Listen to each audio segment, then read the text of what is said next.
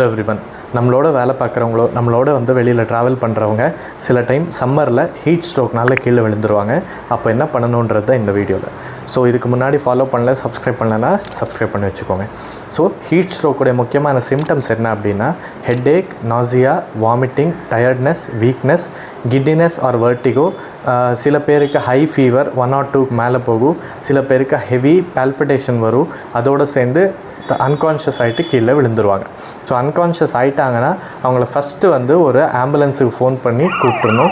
அதுக்கப்புறம் ஒரு சின்ன ஃபஸ்ட் எய்டு பண்ணணும். அந்த ஃபஸ்ட் எய்டு என்ன அப்படின்னா பேஷண்ட்டை கூட்டிகிட்டு போய் ஒரு நிழல்லையோ இல்லை கூலிங்கான ஏரியாவிலே உட்கார வைக்கணும்.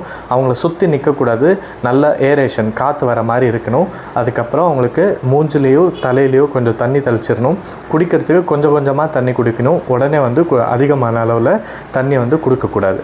அதுக்கப்புறம் ஆம்புலன்ஸ் அவங்கள பத்திரமா ஹாஸ்பிட்டலுக்கு சேர்க்கணும். தேங்க்யூ.